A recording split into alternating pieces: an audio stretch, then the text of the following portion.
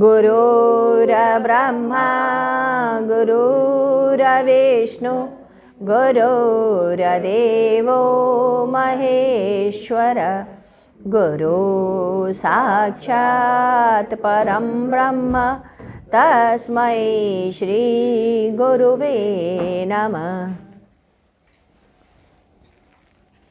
आइए आगे की तरफ पढ़ते हैं। प्रसंग को बदलते हुए गुरुदेव ने साधना के संदर्भ में बताया कि साधना में प्रथम स्थल मूलाधार है।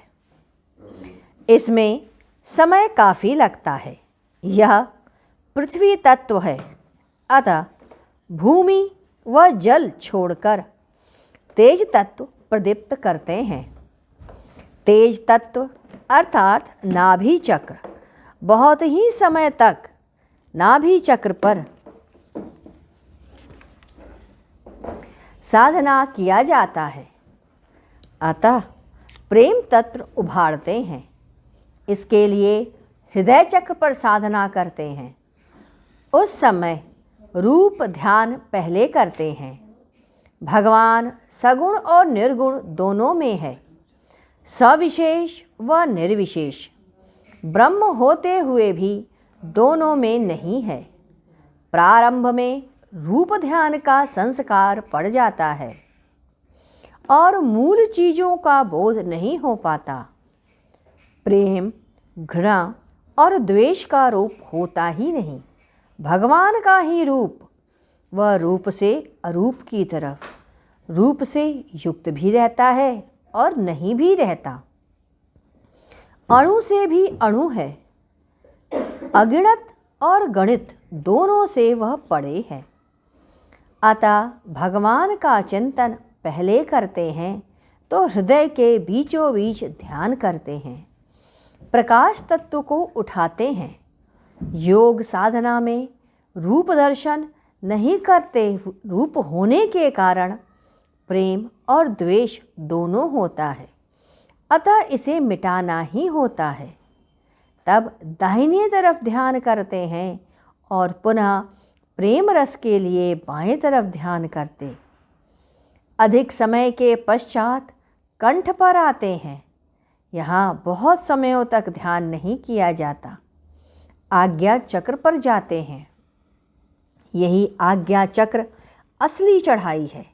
यही चिंतन है आत्मा में प्रवेश पाने का।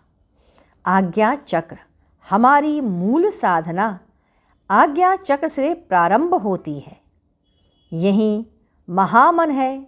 कहा जाता है हर विचार छोड़ दो, अर्थात विचार के द्वारा विचार को त्यागना, यही महामन है। मनुष्य क्षेत्र कई लाख योजन में है। यहाँ प्रवेश के बाद यदि पुनर्जन्म होता है तो वह कलाकार या वैज्ञानिक बनता है। इसके बाद ब्रह्मरंध्र। इसमें प्रवेश के पहले ज्ञान केंद्र है। यह क्षेत्र ठीक कपाल के पीछे का है, चेतना का प्रवेश द्वार। यह स्थल इसकी साधना के समय मनस्य स्थिति को त्यागना पड़ता है।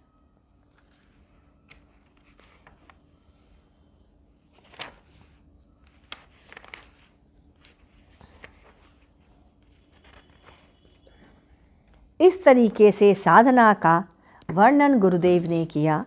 षट चक्र को किस तरीके से हम लोग लेके चलते हैं। 5 गुप्त मुकाम। षट चक्र पिंडस्थल की सीमा, ब्रह्मांड की सीमा, सहस्रदल कमल, सुई के नोक के सुराख बराबर जगह जो बकनाल कही गई, त्रिकुट, महाशून्य 10वां द्वार, भंवर गुफा, सतलोक, अलख, अगम और अनाम यानी अखत पुरुष, यह 5 गुप्त मुकाम। इसके पश्चात उन्होंने देह की व्याख्या की। देह जड़ और चिन्मय, फिर जड़, अशुद्ध और शुद्ध, वैदेक। फिर जो अशुद्ध है वह स्थूल, सूक्ष्म, कारण, महाकारण, चैतन्य देह और हंस देह में। फिर जो कारण शरीर है वो माया तत्व से उसको भी आगे।